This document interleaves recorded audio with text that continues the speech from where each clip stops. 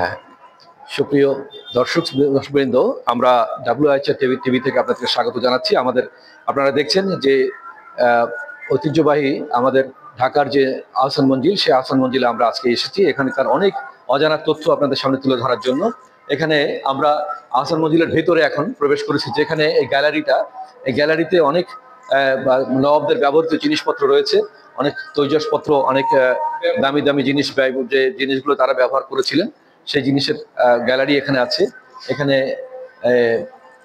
সৈনিকের যখন যারা যুদ্ধ করতেন, তারা যুদ্ধের জন্য যে বর্মটি গায়ে পরতেন শত্রুর আঘাত থেকে নিজেকে রক্ষা করার জন্য, সেই বর্মটি, লোহার বর্ম, এবং তাদের যে বল্লম, সেটি আছে এখানে তাদের।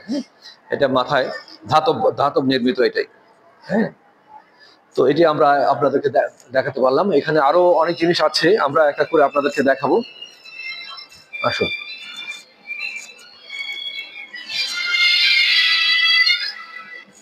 আমরা আপনাদেরকে এখন দেখাচ্ছি আহসান মঞ্জিলের এখানে দেখুন যে তাদের ব্যবহার্য যে জিনিসপত্র, তার কিছু জিনিস এখানে দেখাচ্ছি আমরা। তাদের চীনামাটির তৈরি বাসন কোসন এবং অনেক ঐতিহ্যবাহী জিনিস। এ তো অল্প কিছু, অনেক ছিল যেগুলো হয়তো বিভিন্নভাবে সেখান থেকে তাদের বিভিন্ন লোকের হাতে চলে গেছে, এবং অনেক সময় এটা কি বলা যায়, কালের বিবর্তনে এটা হারিয়ে গেছে। হ্যাঁ, এখানে আহসান মঞ্জিলের একটা সুন্দর একটা ছোট্ট রৌপ্য তারজালির কাজ, তারজালির তো একটা মডেল তৈরি করা আছে আহসান মঞ্জিলের, রূপোর তৈরি এটা। হ্যাঁ, এটা তারজালির কাজ, এটা খুব চমৎকার একটা জিনিস আপনারা এখানে দেখছেন।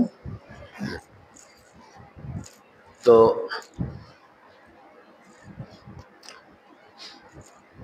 এখানে দেখুন যে আহসান মঞ্জিলকে একটা তৈলচিত্র এত নিখুঁত ভাবে আঁকা হয়েছে। তৈলচিত্রটি দেখলে মনে হয় যে ক্যামেরায় তোলা, আসলে কিন্তু হাতে আঁকা। এটি একটা অবাক করা বিষয় যে হাতে আঁকা জিনিস কত নিখুঁত হতে পারে। শিল্পীর কারুকাজ, আমাদের দেশের শিল্পীরা যে কত আন্তর্জাতিক মানের শিল্পী, আমাদের শিল্পকর্ম কিন্তু, আমাদের শিল্পীরা কিন্তু পিছিয়ে নেই।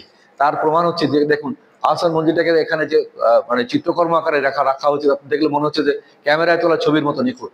হ্যাঁ, তো আমরা এটি আপনাদেরকে দেখাচ্ছি। এখানে আরো কিছু কিছু প্রাচীন আমলের ছবি আছে আহসান মঞ্জিলের, দুই পাশের গ্যালারিতেও অনেক ছবি আছে। এখানে হিস্ট্রিটা ইংরেজিতে দেওয়া আছে, হিস্ট্রি অফ আহসান মঞ্জিল। হ্যাঁ, আহসান মঞ্জিলের ইতিহাসটা ইংরেজিতে এটা আছে এখানে, আপনারা এখানে দেখছেন। আর দরজাগুলো তখন মঞ্জিলের কমপক্ষে 10 ফিট না হলে 9 ফিট অন্তত হবে। উপরে দেখুন, আমরা উপরের বিষয়গুলো আপনাদের দেখাই। উপরে যে ঝাড়বাতিগুলো অপূর্ব। হ্যাঁ, এই যে আপনার যে ছাদটা যেভাবে নির্মিত হয়েছে, ছাদের নির্মাণ শৈলীটা আপনারা দেখতে পাচ্ছেন এখানে। সেই তখনকার সময়ের যে টালির পরে যে ঢালাইটা হতো, যে স্টিলের লোহার যে পিলার ইসের পরে আপনার আড়ার পরে, সেটি কিন্তু এখনো রয়ে গেছে সেইভাবে। এবং কত পুরু দেওয়ালগুলো দেখলে আপনারা বুঝতে পারবেন। দেওয়ালগুলো কমপক্ষে 20 ইঞ্চি পুরু।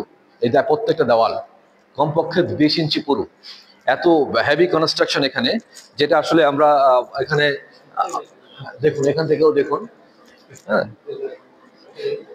হ্যাঁ, এটা ফানুস। হ্যাঁ, ঝাড়বাতিটা ফানুস আকৃতি করা হতে, যার জন্য এটা নাম দেওয়া আছে ফানুস আকৃতির ঝাড়বাতি, কাঁচের তৈরি। সেটা আসলে ক্রিস্টাল গ্লাস, এবং এটা আহসান মঞ্জিলকে তখন কত ঐশ্বর্য